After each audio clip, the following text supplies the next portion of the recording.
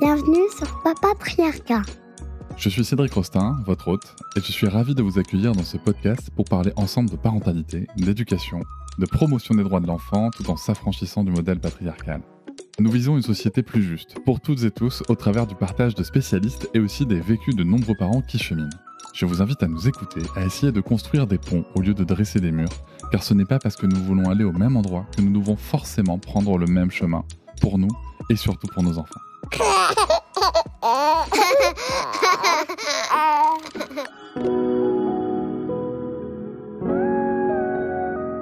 Et si on repensait entièrement notre façon d'accompagner les enfants en se demandant que leur offre-t-on vraiment, une enfance pleine, épanouie, ou seulement le moule d'un adulte à venir? Dans cet épisode, j'ai le plaisir d'accueillir Stéphanie Desclèbes, experte engagée de l'éducation, créatrice du podcast Les Adultes de Demain et mère profondément impliquée dans l'accompagnement respectueux de l'enfance.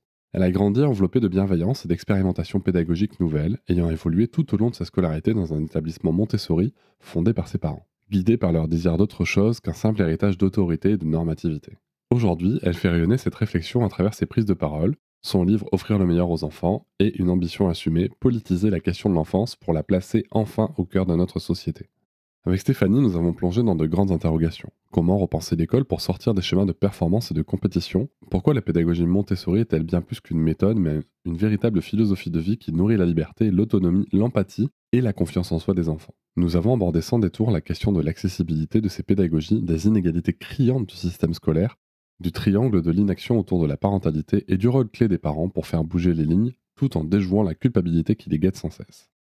Comment soutenir, sans injonction, mais avec outils, dialogue et soutien, la liberté d'être parent imparfait mais engagé pour un monde plus doux à transmettre à nos enfants? Cet échange est une invitation à oser regarder l'enfance autrement, à questionner nos automatismes et à repartir avec l'envie d'agir concrètement au quotidien. Tous et tout ensemble pour redonner aux enfants la place qu'ils et elles méritent. Reste avec nous, tu trouveras dans cet épisode de l'inspiration, des idées nouvelles et peut-être la force douce de remettre l'enfance au centre de nos priorités. Tu vas adorer cette conversation. N'hésite pas à t'abonner au podcast, à laisser une note avec un max d'étoiles et commenter partout où c'est possible, comme sur Apple Podcast et Spotify, là-bas je peux même te répondre. On se retrouve aussi sur les réseaux sociaux comme Instagram, Facebook, TikTok et LinkedIn. Tu peux aussi réagir en laissant un audio sur l'outil SpeakPipe, même depuis ton téléphone. Le lien est en description. Ah, et si tu souhaites soutenir financièrement le podcast pour l'aider à se développer, tu peux t'abonner à Papatriarcat Plus pour écouter les épisodes sans pub en avance et avoir accès à plus de 80 bonus. Le lien est aussi en description. On y va tout de suite avec ma première question. Stéphanie, est-ce que tu peux nous expliquer ce qui t'a motivé à créer ce podcast et quels sont les principaux objectifs que tu cherches à atteindre à travers lui? Je te souhaite une bonne écoute. Le podcast est né en février 2020, juste avant le Covid. En fait, à cette période-là de ma vie, je me rendais compte que j'avais eu beaucoup de chance pendant mon enfance. Et qu'au final, ce que j'ai vécu était plus de l'ordre d'un privilège que la norme dans notre société. Mais en fait, j'ai mis du temps à m'en rendre compte. Donc, pour revenir rapidement sur mon enfance, moi, je suis la 4e d'une famille de 5 enfants. J'ai grandi dans les Yvelines. Mes parents travaillaient pas du tout dans l'éducation, mais à l'arrivée de mon frère aîné, ils se sont beaucoup renseignés sur le sujet. Eux, ils avaient plutôt connu une éducation traditionnelle, comme on la connaît bien, hein, violente, autoritariste, etc. Et ils se sont dit qu'ils avaient envie d'offrir quelque chose de différent à leurs enfants. Et notamment, ma mère a découvert le travail d'Isabelle Fioza et de Catherine Guéguin. Donc moi, je suis née en 92. Isabelle a publié son livre en 97 sur l'intelligence du cœur. Et je sais que toute cette philosophie de l'accompagnement de l'enfant a nourri en fait la manière dont mes parents nous ont éduqués. Et donc, on a une éducation extrêmement bienveillante, pas de punition, très à l'écoute de nos besoins. Et donc ça, c'est déjà un pan, je trouve, sur lequel j'ai eu quand même beaucoup de chance, donc la parentalité.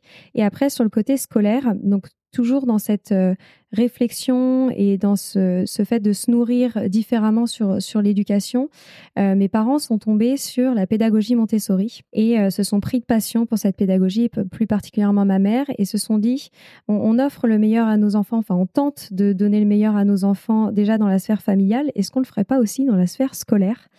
Donc ils ne travaillaient pas du tout dans l'éducation, comme je l'ai dit, et donc ils ont créé un établissement Montessori. Au début, c'était juste une petite maternelle pour mon grand frère. donc mon frère aîné.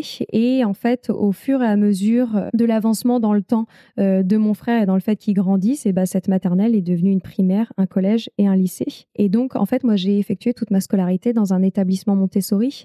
Et au-delà des bienfaits de la pédagogie Montessori dont on parlera certainement, c'est surtout que j'ai grandi encore dans un cadre extrêmement bienveillant où l'adulte n'avait pas du tout un rapport hiérarchique vertical entre les élèves et eux, etc., etc. Donc, j'ai vécu également une scolarité très épanouissante. Et donc, je me suis rendu compte en grandissant, en devenant adulte, en devenant ensuite jeune mère, que comme je te le disais, je me suis rendu compte que l'enfance heureuse, malheureusement, est souvent un privilège et non une garantie. Et donc, je me suis dit, il faut qu'on change ça. C'est pas possible qu'il y ait tant d'enfants qui souffrent pendant cette période de la vie. Et moi, je suis vraiment intimement persuadée que l'enfance, c'est un peu les fondations de notre maison qui est la vie. Et qu'avec des fondations et des racines solides, on deviendra des adultes plus résilients face à l'adversité du monde dans lequel on évolue. Et donc, je me suis dit, un moyen de le faire, c'est de créer un podcast. Et parce que j'écoutais beaucoup de podcasts. Et donc, j'ai créé ce podcast Les Adultes de demain en février 2020. Donc ça, c'est pour répondre à la première partie de ta question. Et en fait, je me suis dit, je vais le faire sous format d'interview parce que je voyais qu'en fait, au niveau local, il y avait énormément de belles choses qui se passaient, mais qu'en fait, elles étaient très peu mises sous le feu des projecteurs. Et donc, je m'étais dit, je vais interviewer toutes ces personnes qui font déjà des choses extraordinaires et qui méritent d'être connues par le plus grand nombre, et donc de sublimer leur travail à travers des interviews gratuits et disponibles pour tout le monde. Et donc, l'objectif du podcast, tu l'auras compris, c'est changer le regard qu'on a vis-à-vis des enfants. Pour moi, les enfants ne sont ni des rois, ni des tyrans. Ils s'imprègnent de l'environnement dans lequel ils grandissent et il est donc de notre devoir de les accompagner le mieux possible dans tout ce potentiel immense qu'ils ont. Toi comme moi, on aime beaucoup André Stern et moi j'adore cette phrase « Les enfants deviennent comme nous les voyons et ils deviennent comme ils nous voient ». Donc je pense qu'il y a vraiment quelque chose à changer dans l'ordre de notre culture et de ce regard qu'on a vis-à-vis de l'enfance et des enfants. Il y a un deuxième objectif, c'est celui de remettre l'enfance au cœur des priorités de notre société et donc de politiser l'enfance. J'ose utiliser le terme maintenant dans le sens politique, un noble du terme. C'est que pour moi, l'enfance, dans tous les domaines, doit faire partie des urgences de notre société, tout comme l'urgence écologique. Pour moi, il y a une urgence de l'enfance en France. Et enfin, dernier objectif, c'est évidemment d'informer le plus grand nombre. Moi, je pense qu'il y a un grand nombre de décisions et de choix éducatifs qu'on fait par manque d'informations et notamment de données scientifiques. Il y a énormément de choses maintenant qui sont disponibles, énormément d'études qui nous prouvent que il y a une bonne manière, il y a une bonne attitude, il y a une bonne posture à avoir. Et donc, c'est comme ça qu'est né Les Adultes de demain. Eh ben dis donc.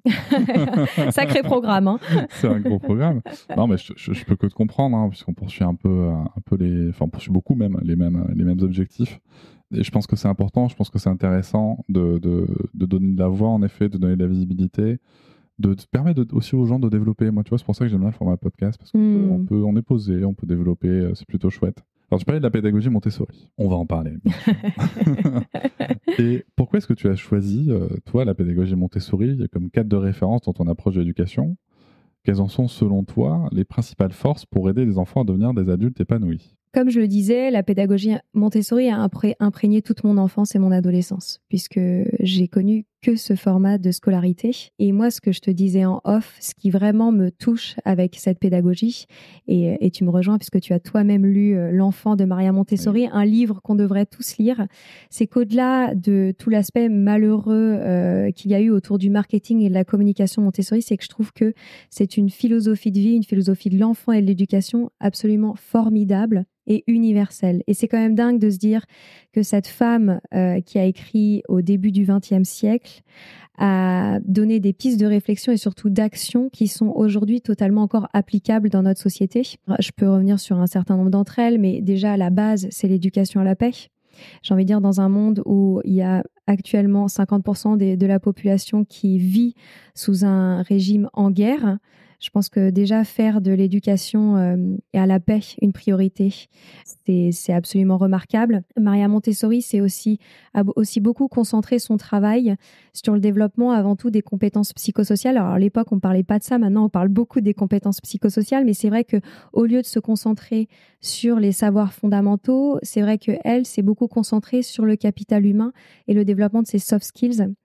Et donc le développement de l'autonomie et de la confiance en soi, et on le voit bien dans le monde dans lequel on évolue, qu'au final c'est ce dont on le souhaite le plus pour nos enfants et pour les adultes que l'on devient. Moi aussi, ce que j'adore, c'est ce qu'elle propose en termes de posture de l'adulte. L'adulte est vu comme un guide et non comme le sachant, et est ainsi l'accompagnateur en fait de l'enfant qui grandit et qui développe tout son plein potentiel. Donc ça encore, c'est un changement, tu vois, de regard sur l'enfance au-delà même du matériel qu'on connaît tous de Maria Montessori. Et donc évidemment, elle a aussi énormément réfléchi sur la place de l'enfant dans nos sociétés. Et donc en fait, moi je trouve que tout son travail est tellement d'actualité et on est encore tellement loin de cette vision qu'elle avait de l'enfant, que moi, ça me nourrit et ça m'inspire beaucoup, tu vois, dans ce que je partage dans le podcast. Et donc, je parle même pas, tu vois, vraiment des principes fondamentaux de la pédagogie Montessori. On pourrait y revenir, mais sur le matériel, sur le travail individuel, etc. C'est que je trouve que, en fait, il faut déjà bien comprendre que cette philosophie de vie, je pense qu'on la souhaite à peu près tous, en tout cas toi et moi, pour nos enfants. Et au-delà de cette pédagogie, moi, je trouve que c'est une figure extrêmement inspirante. Première femme médecin italienne. Avant de se dédier à l'éducation, elle a beaucoup œuvré pour défendre l'égalité et le droit des femmes. Donc c'est quand même extraordinaire au début du XXe siècle de se dire qu'elle a fait tous ces choix-là. Elle a refusé de se marier parce qu'elle savait à cette époque-là que se marier impliquait une restriction de ses droits. Donc c'est quand même en plus une figure extrêmement révolutionnaire. Donc moi je trouve ça absolument inspirant. Et donc de fait, je trouve que c'est un beau cadre de travail pour réfléchir sur l'éducation, même si, encore une fois, dans le podcast, je ne fais pas que du Montessori. Et c'est plutôt, en fait, tout le travail autour de l'éducation nouvelle, tu vois, au début du XXe siècle, et même toutes ces réflexions récentes avec d'autres pédagogies alternatives. Donc, c'est un peu triste qu'on soit encore obligé d'utiliser le mot alternatif, mais c'est celui qu'on utilise pour offrir le meilleur aux enfants. En posant ma question, je me suis aperçu que je n'étais pas en accord avec la fin de ma question, du coup, puisque je t'ai demandé, selon toi, quelles sont les principales forces pour aider les enfants à devenir des adultes épanouis. Je suis pas en accord avec ma question parce que j'aurais dû la reprendre, parce que cette question, elle pose encore une fois le statut d'adulte comme un statut à atteindre, et avant d'être les adultes de demain, les enfants sont surtout les enfants d'aujourd'hui. Je vais reprendre cette partie de la question pour te dire comment est-ce que ça peut aider les enfants à être des enfants épanouis dans leur enfance telle qu'ils la vivent là. Et tu fais très bien de souligner ce point, parce que figure-toi que j'avais décidé d'utiliser ce titre de podcast il y a 4 ans quand j'étais moins éveillée, moins informée sur le sujet. Et ce titre me pose énormément de problèmes. Non, mais c'est vrai. Oui, tu sais que je réfléchis même parfois à arrêter le podcast et à en lancer un nouveau. Parce que, en fait, je m'étais d'ailleurs inspirée d'une citation de Maria Montessori. N'élevons pas nos enfants aujourd'hui, le monde dans lequel ils grandiront sera différent. Enfin, c'est un truc comme ça. Et dedans, il y a les adultes de demain. Et je m'étais dit, c'est un clin d'œil sympa, tu vois, pour mon histoire avec la pédagogie Montessori. Et c'est vrai que c'est ce titre, mais extrêmement problématique, parce que je ne veux pas qu'on réfléchisse à l'enfance avec ce prisme tourné vers l'adulte. Parce qu'en fait, c'est vrai que ça reste une référence adultiste. Voilà. Faut oser dire. Mais ça reste aussi une référence. Alors, c'est intéressant parce que tu vois, ce point que tu évoques là, je sais plus où moi j'avais été interviewé comme ça et où je rappelais, mais c'est pas de moi, hein, je crois que c'est Lélia Benoît qui l'écrit d'ailleurs, qu'avant d'être des adultes de demain, les enfants sont des enfants d'aujourd'hui qui devraient être des citoyens et citoyennes d'aujourd'hui. Toi comme moi, on a fait des épisodes avec Lélia et d'autres épisodes à venir, je pense, qui vont remettre un peu, qui vont bousculer les préceptes sur la place des enfants politiquement parlant. Donc je laisse l'auditoire découvrir tout ça, mais c'est vrai que ça donne cette perspective-là. Néanmoins, c'est aussi un titre qui parle à beaucoup de gens. Et moi, je trouve ça intéressant. Là, on est en train d'avoir dans ce podcast une discussion entre podcasteurs, mais c'est très bien. Moi, je trouve ça intéressant que tu gardes ce titre et que tu le démontes dans ton propre podcast. Tu vois ce que je veux dire ? Ouais. Tu sais, c'est un peu comme, je pense à mon amie Géraldine Maigret qui a sorti un livre. Enfin bref, dans le titre, il y a le fait que les enfants sont insupportables avec un enfant qui fait une tête pas possible, alors que son livre est extrêmement bienveillant, ne propose plus toute cette vision de l'enfance. Mais la stratégie de son éditeur, c'est de dire le titre, et en effet, toi qui as déjà publié un livre, tu le sais, le titre est hyper important là-dessus. Pourquoi pas ? Après, tu fais comme tu sens pour être aligné, mais tu vois, moi, je garderai le titre en me disant, je vais amener peut-être plus de gens à écouter mon podcast grâce à ce titre-là. Et je vais les amener à réfléchir, quitte même à réfléchir sur mon propre titre dans le podcast. Tu vois, je trouve ça hyper intéressant. Et d'ailleurs, tu vois, j'ai une question rituelle maintenant, c'est que je pose à tous les invités de mon podcast à la fin de l'épisode, c'est je demande qu'est-ce que vous souhaitez aux enfants d'aujourd'hui. Et voilà, c'est bien ça. Pour aller un peu à contre-pied, tu vois, ce titre. Exactement, mais ça peut être génial, tu vois, par exemple. Ça peut être vraiment intéressant. Donc voilà, donc en tout cas, pour revenir sur notre question, comment Montessori, ça aide les enfants d'aujourd'hui à se sentir comme des enfants d'aujourd'hui dans plein exercice de leurs droits? Tout d'abord, il y a évidemment l'aspect de la pédagogie qui est autour du travail individualisé. Et ça, c'est fort. Et moi, c'est ce que j'essaye de démontrer dans le podcast. C'est qu'au final, il n'y a pas une méthode éducative qui peut s'appliquer à tous les enfants. Malheureusement, il y a autant de méthodes éducatives que d'enfants. Et donc, dans ce travail d'individualité et donc dans le fait de s'adapter au rythme et aux besoins de l'enfant, ça permet de faire comprendre à l'enfant qu'au final, il n'a pas besoin de rentrer dans un moule et qu'il peut être qu'il a envie d'être et qu'il a envie de devenir. Et je trouve que ça envoie aussi un message fort autour, tu vois, de la réussite scolaire. C'est vrai que malheureusement, dans notre pays, on se concentre énormément sur les résultats scolaires, sur la performance. Et au final, rappeler qu'on a tous notre histoire, on a tous notre propre potentiel et que l'adulte s'y adapte permet aussi, je trouve, de gagner confiance dans le fait de construire sa propre trajectoire, qu'elle soit dans l'excellence académique ou non. Donc, je trouve qu'il y a ce premier aspect. La pédagogie est également extrêmement ouverte sur le monde, sur la nature. On connaît moins cette partie-là de la pédagogie Montessori, mais on en rediscutait avec ma mère parce qu'on prépare une conférence bientôt sur la pédagogie Montessori. Et au niveau du collège, parce qu'on connaît bien la pédagogie Montessori pour la maternelle et le primaire, mais elle a aussi beaucoup écrit sur le collège. Et il y a notamment tout un travail qui est fait autour de la nature. Donc tu vois, ça, moi je trouve que, encore une fois, on voit son esprit avant-gardiste de cette femme. On a parlé tout à l'heure des compétences psychosociales, donc l'autonomie, la confiance en soi. Et moi, ce que j'ai adoré tout le long de ma scolarité, c'est qu'on m'a toujours appris que je ne travaillais pas pour en comparaison des autres. Tu vois, exemple concret, il m'est jamais arrivé lors d'une leçon, lors d'une classe, qu'on donne les notes, tu sais, je sais que beaucoup de personnes ont vécu ça, voilà, dans l'ordre décroissant, voilà, du meilleur au pire. Et en fait, ça renvoie énormément d'esprit de compétition, d'être le meilleur, de se battre pour être en haut de la liste. Alors qu'en fait, non, Maria Montessori, dans ce travail très individuel, a permis en fait de recentrer le travail et les apprentissages de l'enfant pour lui-même, puisque encore une fois, on est dans cette adaptation aux besoins individuels. Et donc, on m'a toujours appris que je travaillais pour moi et pas pour les autres. Et ça, c'est extrêmement fort, je trouve. Et même dans le fait, tu vois, de devenir adulte, si on revient aux adultes de demain, c'est qu'on n'est pas là pour grandir par rapport au regard des autres, mais vraiment par rapport à soi-même.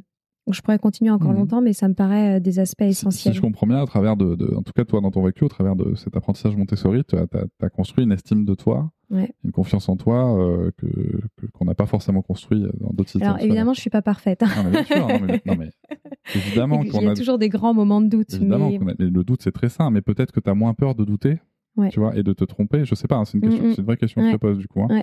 Peut-être que tu as moins peur de douter, de te tromper que des enfants comme moi, hein, qui ont pu grandir dans un système scolaire très violent à tous les niveaux, et qui a pointé l'erreur comme étant la chose à ne jamais faire. Bien sûr. Ce qui est en soi totalement idiot. Mais... Et d'ailleurs, la pédagogie Montessori se base beaucoup sur l'apprentissage par l'erreur. Et par l'autocorrection aussi. Voilà, exactement. Ce qui est hyper intéressant d'ailleurs. Hyper intéressant. Et tu vois, ce qui est intéressant aussi, j'avais interviewé Julien Perron de Innovation en Éducation qui, lui, avait fait une large étude sur des enfants issus des établissements, tu vois, à caractère pédagogie alternative. Et il avait trouvé un point commun entre tous. Donc, il n'y avait pas que du Montessori, il y avait du Freinet, etc. Et il disait que chez chacune de ces personnes-là, il y a une valeur qui est extrêmement développée, qui est celle de la liberté. Et c'est vrai qu'au final, on te donne cette force-là de croire en ton potentiel, de croire en toi, de faire les choses pour toi, qui du coup entraîne le corollaire de ça fait souvent des personnes assez libres et qui du coup vont souvent s'écarter du moule potentiel de la société, et notamment tu retrouves beaucoup d'entrepreneurs, beaucoup d'indépendants, parce que du coup tu te construis un peu ta voie professionnelle à toi grâce à ce potentiel-là. Ça permet en effet, mais ça fait aussi des gens qu'on peut moins facilement contrôler, tu vois, donc c'est pas du tout complotiste ce que je dis, je précise quand même pour tout le monde, mais c'est vrai que ça fait aussi, mais ça fait quand même des populations qui vont se permettre de remettre en question, qui vont être dans une réflexion, peu importe ensuite l'orientation politique qu'elles ont, parce que passer par une école alternative, ça ne veut pas être de droite ou être de gauche. Non, pas du tout. Mais en tout cas, je pense que ça donne une certaine force dans ses convictions et parfois dans ses croyances. Mais en tout cas, ça donne des personnes avec un esprit critique, je l'espère, un petit peu plus développé. En tout cas, pour les pédagogies alternatives. Après, cela dit, osons le dire aussi pour les gens qui nous écoutent, l'école Montessori, puisqu'on reste sur le sujet, c'est pas donné quand même. Non, mais je veux dire, alors déjà, permets-moi de te dire que la pédagogie Montessori intéresse énormément les enseignants dans le public. Bien sûr. Et que c'est malheureusement très triste, mais ils doivent utiliser leur budget personnel, souvent pour se former. Mais que du coup, il y a beaucoup d'enseignants dans le public, si vous avez la chance de tomber sur cela, qui font du Montessori dans leur classe. Et c'est vrai que c'est triste parce que dans notre société aujourd'hui, en France, on associe beaucoup Montessori et CSP+, puisque malheureusement, notre système fait que pour suivre une scolarité Montessori, il faut s'inscrire dans une école hors contrat. Et c'est vrai que moi, je me pose de plus en plus la question, c'est pourquoi est-ce que l'éducation nationale ne souhaite pas déployer à grande échelle la pédagogie Montessori ou toute autre pédagogie alternative, puisque là, je me permets de faire référence au travail extraordinaire de Marie-Laure Viaud, qui est maîtresse de conférences en sciences de l'éducation et qui est chercheuse dans les pédagogies alternatives. Et elle a fait de nombreuses recherches et elle a notamment prouvé que tous les résultats convergent vers le fait que les pédagogies alternatives n'ont que des résultats positifs pour les enfants. En termes de performance scolaire, en termes de vivre ensemble, en termes d'épanouissement personnel, etc. Et donc, c'est vrai que tu dis, c'est triste parce que du coup, Montessori est cantonné à cette image très CSP+, en France, alors que c'est juste la résultante, malheureusement, d'une société qui est étrangement conçue sur ce point-là. Oui, non, mais complètement. Mais alors, tu parlais de l'enfant tout à l'heure, parce que moi, ce qu'il y a de perturbant, si tu veux, c'est que nous, on n'était pas partis avec Sarah en instruction en famille. Donc, moi, je m'étais intéressé à beaucoup de pédagogie. Ça s'est fini sur de l'apprentissage autonome. Mais je suis ravi de m'être formé à Montessori parce que j'ai lu, mais je me suis formé aussi. Donc, c'était hyper intéressant. Et en effet, si on lit l'enfant, on comprend vite que en fait, Montessori, c'est pas fait pour les gens riches au départ. Oui. Et on peut faire de Montessori avec 3 bouts de bois. Exactement. Voilà. Ou en faisant un gâteau même. Donc, moi, c'est quelque chose que je faisais beaucoup avec Sarah. Néanmoins, c'est en effet devenu quelque chose dont la société, dans une partie de la société, c'est approprié parce que le titre n'est pas protégé. On fait un peu ce qu'on veut avec. Ouais. Et du coup, ça permet de vendre dans le marketing. Le capitalisme, grand ami du patriarcat, rappelons-le, fait son œuvre. C'est-à-dire que on va faire ça, on va donner un côté très élitiste. Moi, j'ai cette anecdote parce qu'on parle de tarifs. Alors, je vais me permettre de dire pour les gens qui peut-être à souligner le fait que ce soit hors contrat. Et ça, c'est important de bien s'en rappeler parce que oui. Le coût d'une école Montessori, alors, à mon échelle, pour moi, c'est très cher. Voilà. Il y a des gens pour qui c'est pas très cher. Pour moi, c'est très cher, en tout cas avec mes moyens. Mais pour en avoir parlé avec une directrice d'école qui était à Cadojac à l'époque, qui a fermé depuis, déjà, en fait, faut savoir que ça couvre surtout les frais de fonctionnement, en fait. Ah bah bien sûr. Voilà, c'est du fait que ce soit hors contrat, en fait, il y a beaucoup de frais qui sont ma famille qui est dedans, je te permets de te couper. Donc moi, j'ai mon frère et ma sœur qui ont tous les deux monté des écoles Montessori et mes parents. Ce n'est pas du tout un business model lucratif très rentable. Non, c'est un projet de vie. Mais toutes les écoles hors contrat, il y en a très, très, très peu qui en vivent bien. Oui, mais tout à fait. Mais ça, c'est intéressant de le dire aussi. Ouais, oui. Le coût vient aussi du fait qu'il y a beaucoup de choses qui se passent en direct. Et l'anecdote que je voulais te raconter aussi par rapport à ça et par rapport à la vision qu'on peut avoir dans la société de ça, c'est que quand il y a eu la menace, quand la menace a été mise à exécution par notre ami Jean-Michel Blanquer de supprimer la liberté d'enseignement au travers de la suppression de l'instruction en famille, je m'étais renseigné à cette fameuse école Montessori de Cadojac et je discute avec la directrice qui avait écouté mon podcast avec André Stern et donc elle connaissait mon travail et tout, c'était chouette comme échange. Et moi, voilà, je lui explique, elle m'explique que oui, c'est Montessori, que moi, je m'étais juste penché un peu sur l'aspect collaboratif, peut-être qu'on va en parler juste après, parce que souvent on pointe Montessori comme étant du travail individuel, mais je te laisserai développer dessus après. Et donc elle me dit, mais vous savez, moi j'ai des parents qui sont des clients en fait de l'école, qui se considèrent pas comme des parents qui ont un projet de vie, qui sont des clients de l'école et qui me disent texto, je m'en fous, moi je vous paye pour que mon enfant soit meilleur que les autres. C'est aussi devenu ça, tu vois. Bien sûr. Ah non, c'est très triste. Ouais. Bien sûr. Et c'est souvent vu d'ailleurs comme l'école de la dernière chance. C'est qu'on se dit, mon enfant n'est pas bien dans le public, il a changé plusieurs fois d'école, et malheureusement, il y en a beaucoup qui finissent par choisir ces modèles-là en disant, ils vont sauver mon enfant. Sauf qu'on sait qu'évidemment, l'école ne sauve pas l'enfant. Non, et puis il y a peut-être d'autres choses. Bien sûr. C'est un petit peu plus complexe que ça. Sur l'aspect travail collectif, travail individuel, est-ce que tu peux développer un petit peu dessus? Parce que c'est vrai que c'est une critique qu'on voit fleurir souvent sur les gens qui peuvent être très critiques à l'égard de Montessori. Qu'est-ce que tu peux en dire de cette crainte que les gens ont, que c'est que du travail individuel, que du coup l'enfant ne fait pas d'activité collaborative? Alors déjà, moi, je n'ai pas eu cette expérience-là. En effet, un travail individuel est central parce que, encore une fois, pour s'adapter au rythme de chacun, le travail individuel facilite ce point-là, mais il y a également beaucoup de moments en collectif. Moi, il y a un moment que j'adore et auquel j'adore encore assister quand je vais rendre visite à ma mère dans son école, c'est le cercle. Je ne sais pas si dans ta formation, tu avais parlé de ce moment-là. En fait, les enfants sont assis en cercle. Généralement, c'est dans la matinée et un par un, chaque enfant va raconter une nouvelle.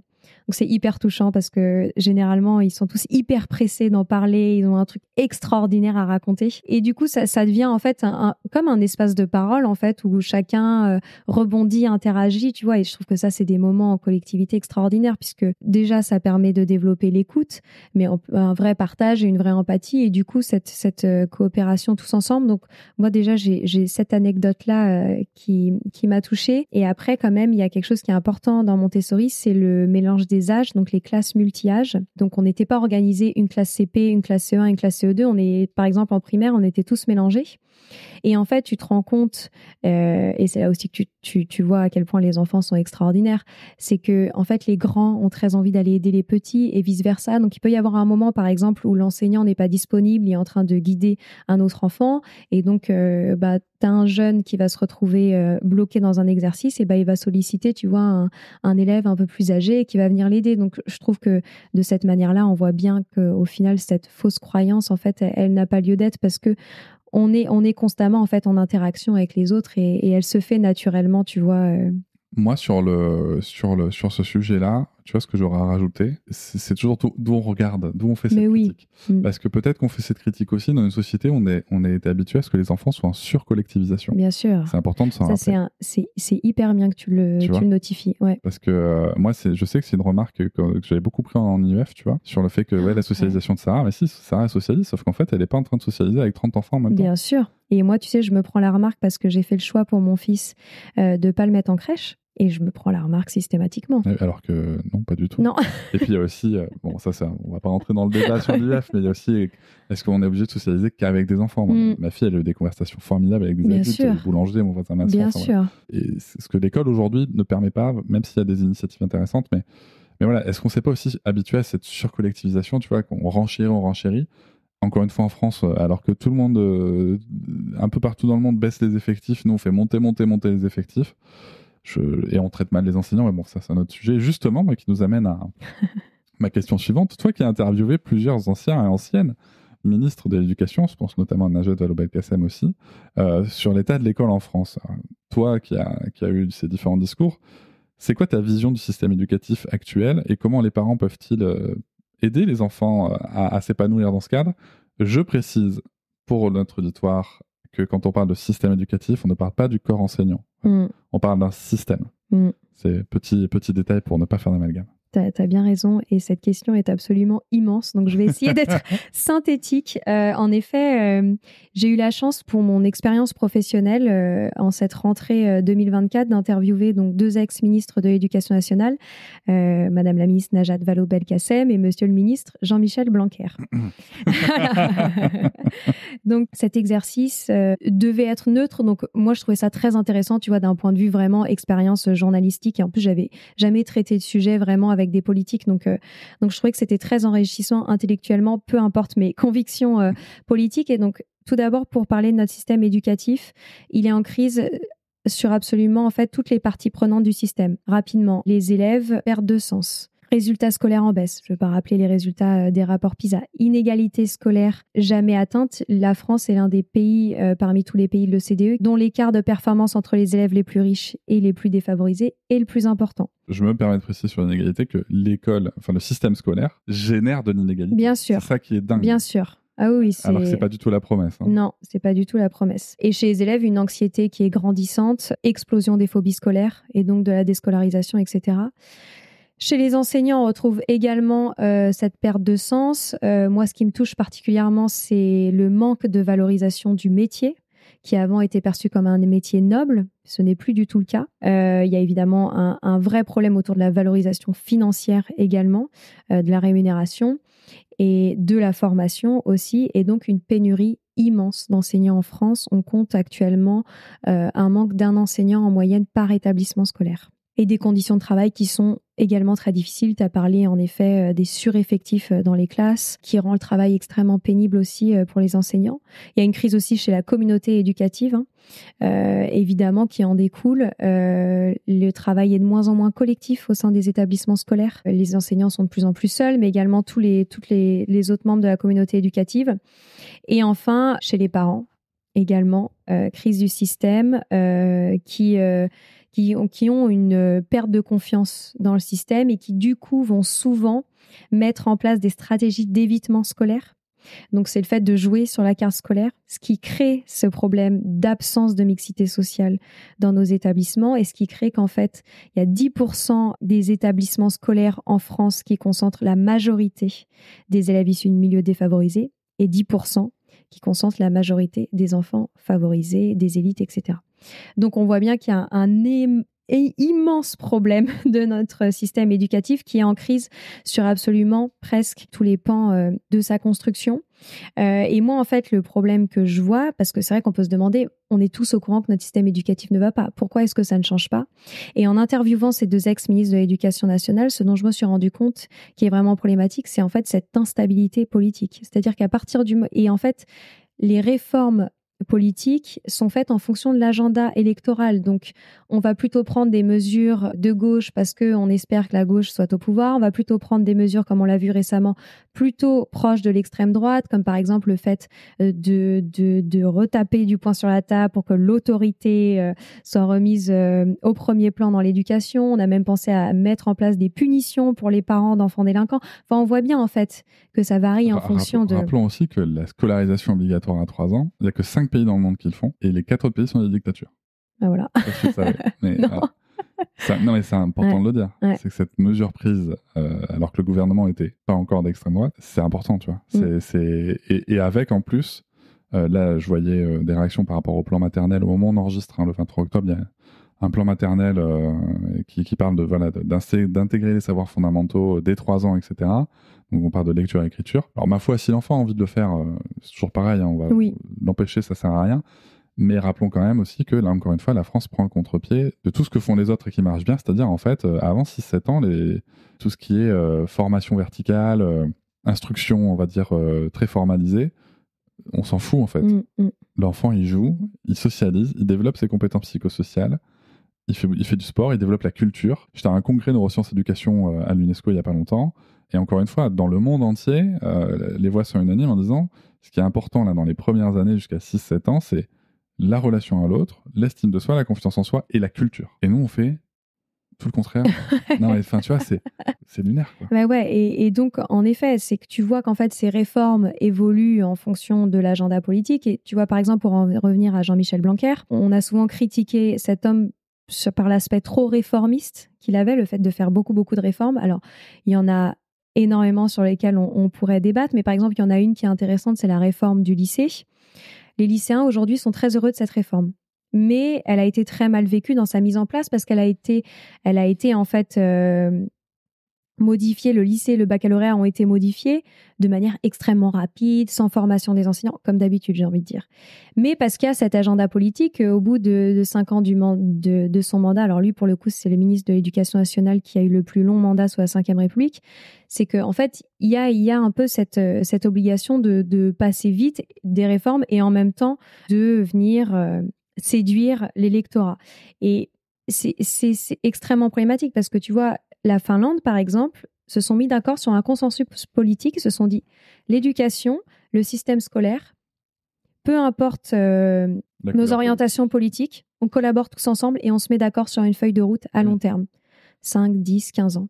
Et c'est ce qui fait qu'en fait, le système éducatif évolue et est ce qu'il est aujourd'hui en Finlande. Alors que nous, en fait, on fait des allers-retours, etc. Et malheureusement, ça, on le voit bien, ça ne sauve pas notre système. Donc, sur la deuxième partie de ta question, sur les parents, parce que moi, je reste une optimiste et donc j'ai pas envie de déprimer tout le monde avec malheureusement ces aspects qui sont extrêmement inquiétants pour les enfants. C'est que je pense que déjà, en tant que parent, donc par exemple, si vos enfants sont dans un établissement public, c'est de faire l'effort d'aller énormément à la rencontre des enseignants. C'est vrai que malheureusement, c'est des sphères qui se rencontrent généralement assez peu. Alors parfois, malheureusement, les parents n'ont pas trop la possibilité. C'est vrai que de plus en plus, les écoles sont fermées, ce qui est totalement invraisemblable.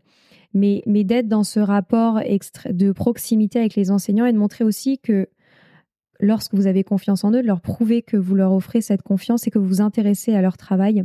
Par exemple, moi, j'ai interviewé Jérémy Fontagneux qui a créé cette pédagogie extraordinaire de la réconciliation. Je ne sais pas si tu as suivi. Lui, il s'est rendu compte que pour améliorer les résultats scolaires des élèves, il fallait que les parents soient impliqués. En fait, il fallait créer une équipe. Et donc, lui, à partir de la rentrée scolaire, il appelle chaque parent de chacun de ses élèves pendant 1 heure pour faire le point sur ce qu'il va faire, etc. Il passe plus par pronote. Et toutes les semaines, il envoie un SMS aux parents en disant « Bon, bah voilà, Jacques, il a fait ça d'extraordinaire. Sonia, elle a pas bien travaillé sur ce point-là. » Et donc, en fait, les parents, comme ils reçoivent ce SMS, quand même une petite pression de se dire « Bon, j'ai quand même envie que l'enseignant soit fier du travail de mon enfant. » Et donc, en fait, il y a une réelle coopération. Et lui, il enseigne en Seine-Saint-Denis. Et maintenant, tous les lycéens qui l'accompagnent ont tous leur bac. C'est extraordinaire. Mais donc, c'est prouver que même dans un système éducatif malade, il est possible, tu vois, de faire équipe ensemble et de faire en sorte que les enfants soient épanouis. Je dirais que le deuxième point fondamental, mais je pense que ça, t'en parles beaucoup dans ton podcast, donc je vais pas m'épancher trop là-dessus, c'est sur une communication très fluide avec ses enfants. C'est d'être extrêmement attentif aux potentiels signaux faibles, parce que malheureusement, on le voit, j'ai parlé de la phobie scolaire, mais la dépression également augmente terriblement chez les jeunes. Et je pense qu'il faut être dans une communication très transparente, très fluide et toujours rester cet adulte de confiance pour que si jamais il se passe quelque chose et que ce soit pas que du harcèlement scolaire, mais rien qu'un mal-être, que l'enfant puisse se dire « je peux aller voir mon parent et on pourra réagir ensemble ». Oui, parce que les sujets ne manquent pas pour créer l'anxiété chez les enfants. On met souvent ça. Il y en a certains qui mettent ça sur le compte d'éducation positive, lol. Mais entre l'éco-anxiété, c'est-à-dire qu'on a une urgence climatique qui n'est pas prise au sérieux par les politiques. Et là, je m'en fous de la couleur politique, c'est pas pris au sérieux depuis des décennies. Donc, oui, pas tout comme le sujet de l'enfance, j'ai envie de dire, peu importe les couleurs politiques. C'est pas pris au sérieux. Il y a cette pression qu'on met sur le résultat, sur un système qui se veut méritocrate alors qu'il ne l'est pas. Je renvoie l'auditoire aussi vers le livre Le talent d'une fiction de Sama Karaki pour bien comprendre qu'en France, on voit un système de méritocratie alors que non. Et aussi pour toute une partie de la population. Et ça, je pense que c'est important d'oser en parler. C'est développé dans différents épisodes et on le développera encore. C'est aussi pour toute une partie de la population d'enfants non blancs qui vivent aussi, à tout ça se rajoute, tout ça s'additionne, qui vivent aussi du racisme systémique, de l'antisémitisme systémique, de l'infantisme systémique, etc. Tout ça se rajoute, plus potentiellement de violence à la maison. Et tout ça, en fait, n'est pas pris au sérieux. Non, bien sûr. Il est là le sujet, en fait, parce que ces problématiques, elles existent depuis longtemps. Mais elles se développent beaucoup, on en parle beaucoup plus, donc c'est devenu beaucoup plus anxiogène, y compris pour les adultes. Et surtout, c'est pas pris au sérieux, alors qu'il suffirait de les prendre au sérieux. Bien sûr. Donc ça, c'est important de le rappeler. Après, on peut avoir un petit espoir. Le gouvernement a décidé que la grande cause nationale pour 2025 serait la santé mentale des jeunes. Donc peut-être une petite lueur d'espoir. Attends. Si c'est la priorité du quinquennat comme ça l'a été sur la violence sexiste et sexuelle, on va bien se marrer. Ouais. Enfin, on verra puisqu'on enregistre cet épisode. Écoutez, faisons simple. On enregistre cet épisode. Nous sommes le 23 octobre 2024. Cet épisode sortira en 2025. Est-ce qu'il y a quelque chose qui va nous faire mentir On verra. Ça se trouve, on aura une surprise incroyable. Mais j'en doute. Revenons sur les parents, du coup. Parce que toi qui publies un podcast et du contenu sur la parentalité pour les parents, il y a un vrai sujet qui est la culpabilité et la culpabilisation. J'en ai souvent parlé, mais je m'intéresse à ce que toi, tu vas proposer. C'est comment est-ce que tu fais, toi, pour que les parents qui t'écoutent ne se sentent pas culpabilisés, mais plutôt encouragés à adopter des pratiques plus bienveillantes? C'est une grosse question parce que moi, j'ai un peu envie de dire que... C'est que des grosses questions. Ouais. Non, mais j'ai un peu envie de dire que vivre sans culpabilité quand on est parent dans la société dans laquelle on évolue aujourd'hui, c'est presque impossible.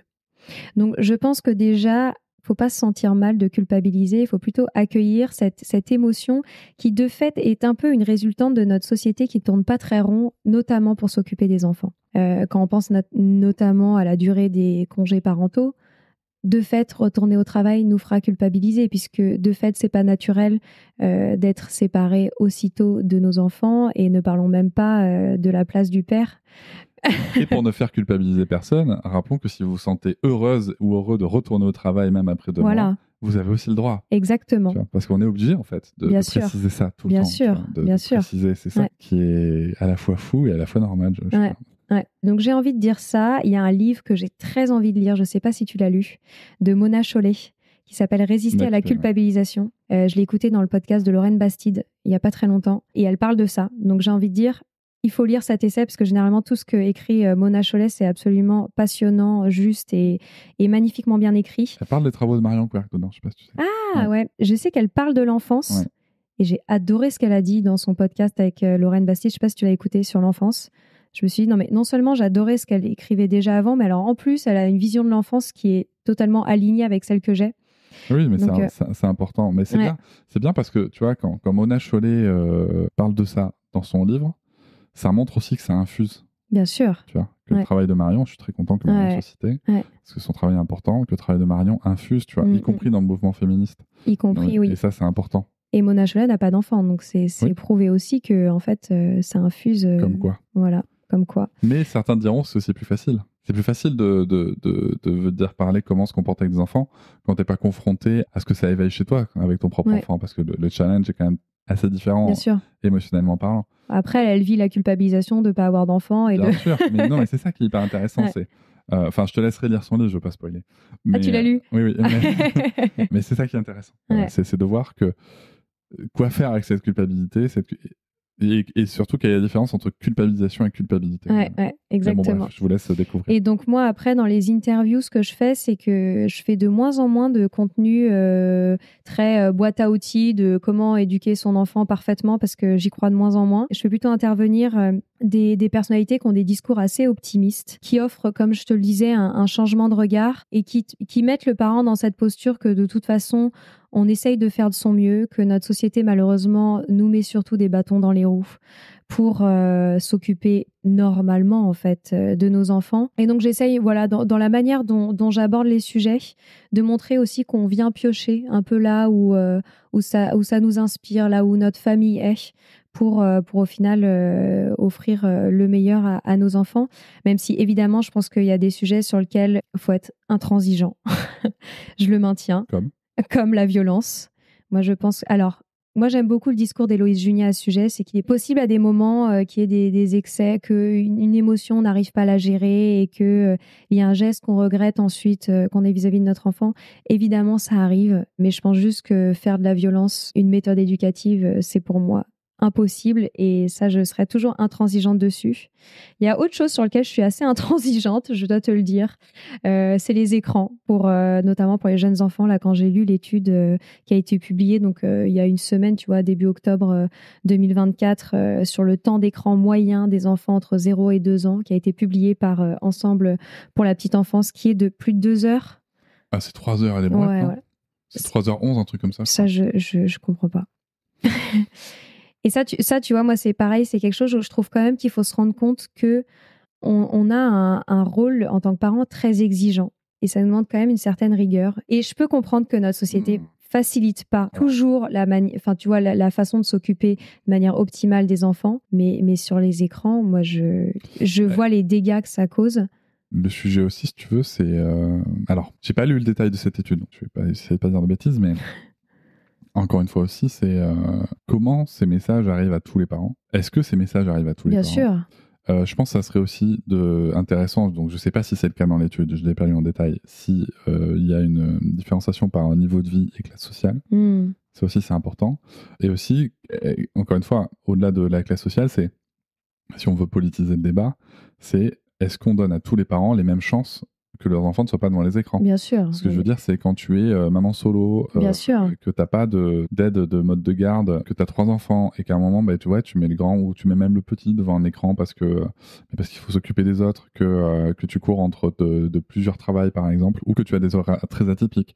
Ça, je pense que c'est important. Ou aussi, tout simplement, comment sont éduqués les pères.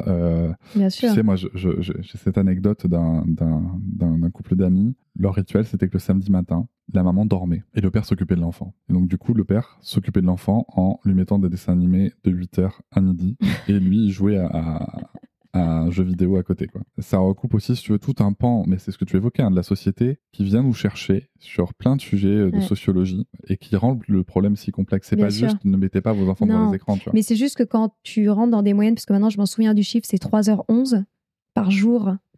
Oui, c'est que c'est même plus de l'ordre exceptionnel, tu vois, comme tu disais, en fait, là, je rentre, potentiellement, je suis fatiguée, etc., je mets mon enfant, ou même le samedi matin. C'est que ça devient quand même un rituel quotidien, tu vois.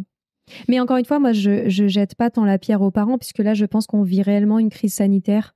Moi, j'ose dire le mot, une véritable crise sanitaire d'addiction aux écrans qui ont des impacts, notamment, tu l'as vu, je pense, le documentaire qui a été réalisé notamment par Ensemble pour la petite enfance avec Boris Cyrulnik, etc. Je sais plus comment il s'appelle exactement. Sur les 1000 premiers jours ? Ouais, exactement. Où il y a notamment cet enfant qui a un retard de langage immense et en fait, ça a des impacts sur le développement de l'enfant qui sont inquiétants.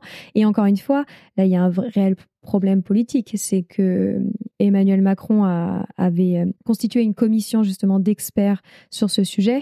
Les résultats sont là. Moi, je pense qu'il faut passer des lois, tu vois, tout comme on a interdit la cigarette, on a interdit l'alcool aux mineurs. Il y a un véritable sujet, non seulement, je pense, de contrôle, tu vois, même si on parle des jeunes, des réseaux sociaux, mais aussi de sensibilisation majeure. Je suis totalement d'accord avec toi. Et je pense qu'il faut rajouter à ça un sujet culturel en France, et qui est une spécialité de la politique Macron, qui est de dire qu'on s'occupe des sujets, qu'on fait des choses de manière superficielle, mais qu'on ne va pas plus loin. Je m'explique. Dire aux parents, vous ne devez plus taper vos enfants. Et on va même dire pire que ça, on va dire vous n'avez plus le droit de taper vos enfants. Déjà, quand on te dit qu'on te retire un droit, même si c'est pour... t'as pas envie de le faire. Donc voilà, et ça c'est ce qui s'est passé en 2019. Avec la loi contre les violences faites aux enfants, donc l'exercice de l'autorité parentale s'exerce en violence physique ni psychologique. Et donc on a juste dit aux parents, démerdez-vous. On n'a pas réfléchi à, ok, on met une loi qui va interdire les violences physiques et psychologiques, mais on va pas accompagner les parents. Plus Bien sûr, non mais c'est Alors certain. on va l'écrire dans le carnet de santé, c'est super, mais on va pas expliquer aux parents comment faire autrement. Bien sûr. Et en fait, avec les écrans, tu as le même problème. Emmanuel Macron, pareil, il avait dit, je veux interdire.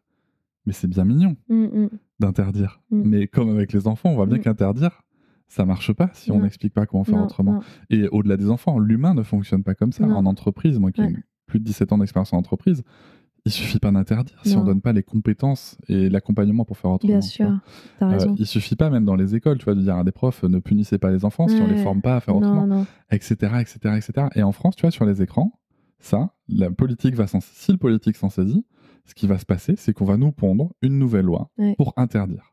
Potentiellement, on va nous mettre dans le carnet de santé, au lieu de mettre des échelles d'Édimbourg pour prévenir la dépression de postpartum, petite idée en passant, qui ça serait vraiment utile, on va potentiellement t'écrire, attention, pas d'écran entre 0 et 2 ans, tatitata.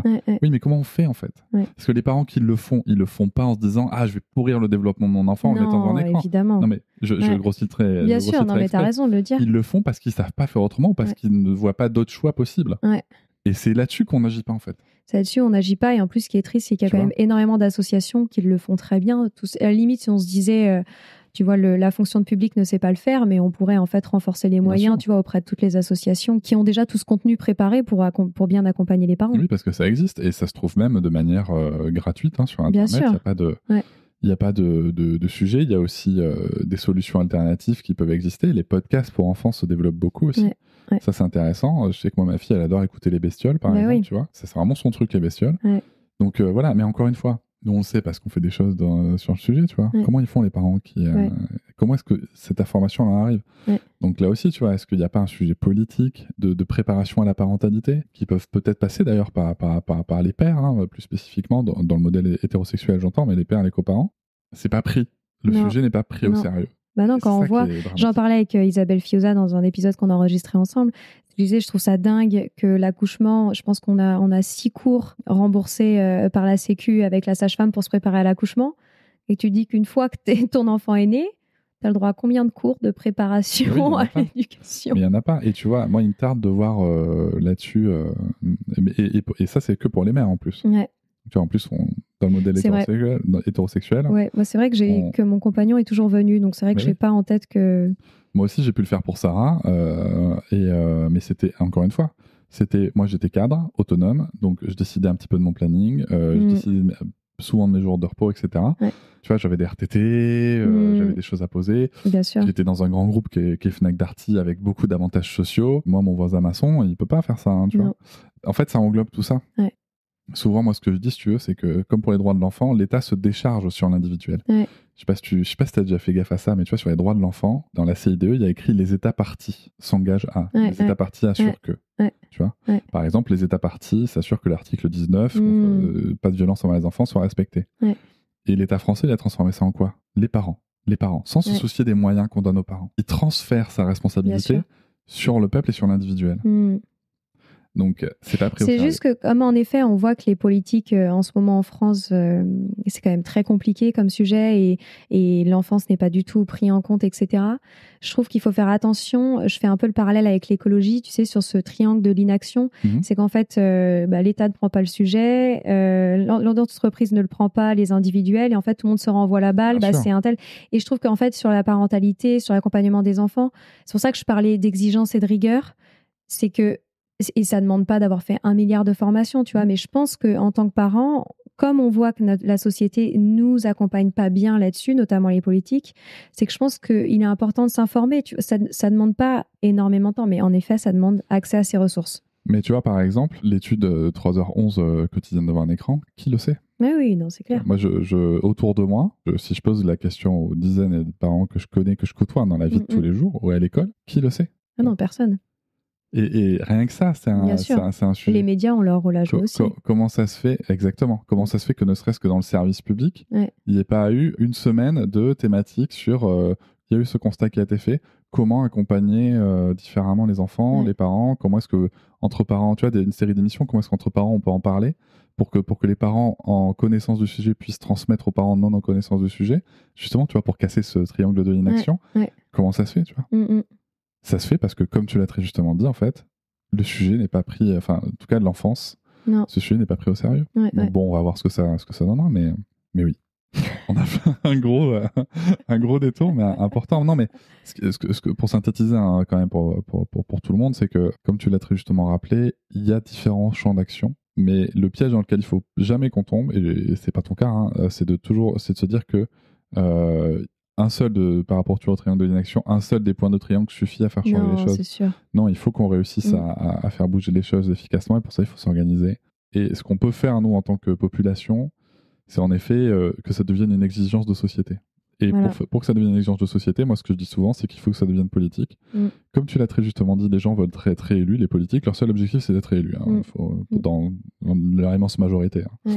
Donc, ce qu'il faut, c'est que ces questions interviennent. C'est-à-dire que quand on va voter à une élection départementale, communale, enfin des maires, présidentielle, etc., il faut qu'on pose la question dans on se déplace ou qu'on envoie des mails et qu'on pose la question: qu'avez-vous prévu pour la prévention sur le temps d'écran? Qu'avez-vous prévu sur l'enfance, etc. Et à partir du moment où on en fera des sujets, en attendant que les enfants aient le droit de vote, à partir du moment où on en fera des sujets, les politiques vont s'en saisir. Parce qu'ils veulent être réélus plus que tout. Donc si nous, on en fait des sujets en tant que citoyens et citoyennes, s'ils comprennent qu'ils peuvent gagner nos voix avec ça, on a un pouvoir d'inflexion sur le sujet. Bon, continuons. Pour continuer, je vais te poser la pire question qu'on peut poser à un podcasteur et une podcasteuse. Oh là. Est-ce que tu peux nous parler d'un épisode, d'une interview du podcast Les Adultes de Demain qui a particulièrement résonné en toi ou avec ton audience, et pourquoi cet épisode est-il si spécial? Et oui, je sais que tu vas déjà me dire, mais tu sais Cédric, tous mes invités...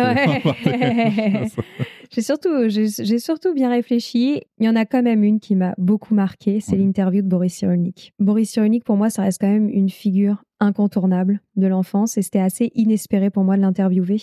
C'est un homme quand même, je rappelle, neuropsychiatre, 87 ans, rescapé et orphelin de la Seconde Guerre mondiale, une histoire extraordinaire, et surtout un travail qui a contribué notamment beaucoup dans le monde sur le sujet de la résilience, etc. Et c'est aujourd'hui un acteur très engagé pour la petite enfance en France. Et j'ai réussi à avoir son contact, donc je lui ai envoyé un mail. juste pour raconter très rapidement l'anecdote de l'enregistrement.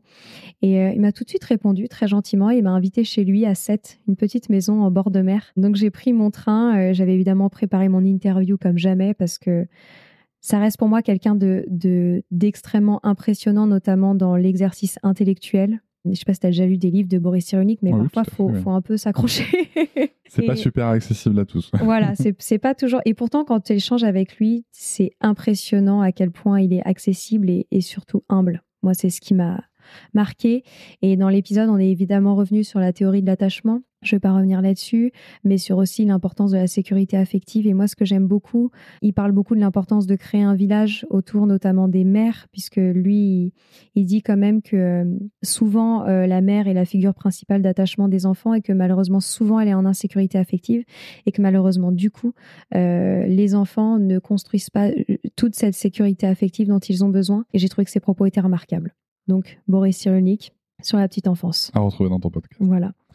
Pour finir, et pour finir avec les parents, pour toi, par rapport à ce que tu sais sur l'accompagnement des enfants, Montessori, culture alternative, tout ce que tu as engrangé comme connaissance avec ton podcast, voilà, sur la posture, sur tout ça, quels sont les éléments essentiels que, selon toi, chaque parent pourrait intégrer dans sa vie quotidienne pour accompagner ses enfants dans le respect, sans culpabilité, mais aussi cela indépendamment de son capital culturel et social? C'est une grande question. Tu me poses que des grandes questions. Je pense que déjà, l'une des compétences clés à développer en tant que parent, c'est la qualité d'observation. C'est-à-dire d'observer la manière dont son enfant grandit et se développe, qui sera très différente probablement de son petit frère ou de sa petite sœur s'il en a. Et donc là, de développer des qualités d'observation extrêmement fines. Ça demande un travail intellectuel très fort puisque ça veut dire aussi regarder son enfant de manière totalement objective et sans biais. C'est André Stern qui dit ça, c'est que notamment il y a un gros problème dans nos sociétés, c'est les étiquettes qu'on colle à nos enfants. Et moi, mes parents qui n'ont évidemment pas toujours été absolument parfaits et irréprochables, combien de fois est-ce qu'on nous a pas déjà dit? Moi, par exemple, on me disait bon coup, Stéphanie, elle est timide, tu vois, ce genre d'étiquette qu'on colle.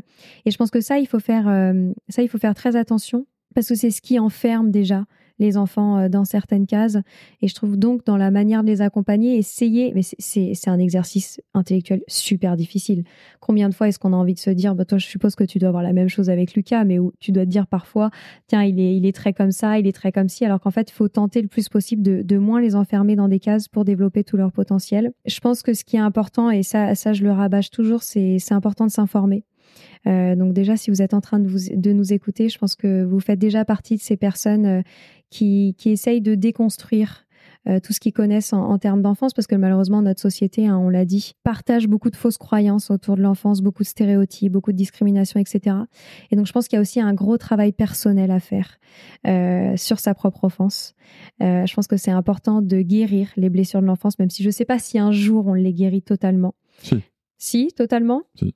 En tout cas, moi, je l'ai fait. Mais potentiellement, ça prend du temps. Et potentiellement, ça prend du temps après la naissance des enfants. Ça prend du temps. Et surtout, l'erreur, j'ouvre la parenthèse, mais l'erreur qu'on peut faire quand on parle de guérison, c'est de croire que ça n'arrivera plus. C'est-à-dire qu'elles ne vont pas venir nous titiller. Si, ça vient nous titiller toute notre vie. Ça vient nous titiller. Et ça, c'est quelque chose qu'il faut juste accepter. Et en fait, le sujet, c'est pas de savoir si on va ou pas avoir ces blessures qui se réouvrent ou pas, puisqu'en fait, elles viennent toujours un peu nous gratter. Comme une croûte, tu sais. Ouais. c'est pas sexy, mais je pense que tout le monde a l'image. C'est juste qu'en fait, on sait quoi en faire. Voilà, maintenant, on sait quoi en faire. Quand tu as une croûte qui te gratte, tu mets un peu d'huile dessus, et puis elle ne gratte plus. J'adore l'image de la croûte. Voilà, c'est pas sexy du tout, mais ça marche. Ouais. Et en fait, voilà, et disons que tu apprends à mettre de l'huile. Voilà. Et que c'est OK. Parce qu'en fait, ce qui est vrai, c'est qu'on aurait tendance à tomber automatiquement dans beaucoup de schémas qu'on a connus dans notre enfance, qui souvent nous a fait souffrir et que malheureusement, on va réitérer avec nos enfants du fait de ces blessures. Et on y retombe aussi. Voilà. Parce que ce truc, ce qui montre qu'on a une guérison, c'est justement... En fait, le truc, c'est que c'est toujours pareil, tu sais, quand on parle de guérison, on réfléchit comme par rapport à tout ce qu'on vient de se dire, on n'a pas de système scolaire et tout. En France, on a vraiment ce côté très résultat. C'est-à-dire, ça marche pas, etc. Sauf qu'en fait, l'être humain, c'est un processus. Et même si on retombe dans un travers qu'on voulait pas, et qu'on va dire, on pourrait se dire, non, je suis pas guéri, etc., machin, j'ai eu tel comportement, je voulais pas. Non, la question, c'est qu'est-ce qu'on va faire de ce comportement. Ouais, bien sûr. Si on est capable derrière de revenir sur ce comportement, voire même d'en faire une opportunité d'apprentissage pour notre entourage et nos enfants, t'as raison. Mais en fait, on est dans une guérison. Bien tu vois sûr, ce que je veux dire? Bien sûr. Et c'est juste qu'on est sorti aussi de ce processus de résultat. Voilà. Et on l'accueille. On l'accueille. Et du coup, on ne culpabilise pas. Voilà. Important. Pour la boucle est bouclée. Je te laisse continuer. Moi, il y a quelque chose aussi qui m'aide beaucoup en ce moment dans ma parentalité avec mon fils, c'est de penser très long terme. C'est de ne pas penser à un retour immédiat à court terme. Malheureusement, notre société nous enferme beaucoup dans ces schémas, beaucoup d'immédiateté. Et il y a par exemple des choses qui peuvent nous coûter à court terme et qui au final seront des bénéfices extraordinaires en sortant un peu, malheureusement, enfin j'aimerais sortir ce jargon de la performance, mais bon, je dis bénéfices. Moi, tu vois, je pense par exemple avec mon fils, c'était très important pour nous, tout ce qui était autour évidemment de l'autonomie. Donc on est passé par la DME, on lui a dit tu peux manger tout seul, etc. avec ses mains. Bon, évidemment, à court terme, c'est terrible parce qu'il en met partout, qu'à chaque fois, faut énormément nettoyer, etc. Et que en effet, c'est beaucoup plus facile de lui mettre la cuillère directement dans la bouche avec la nourriture. Et je te parle de ça puisque là maintenant, il mange de manière totalement autonome.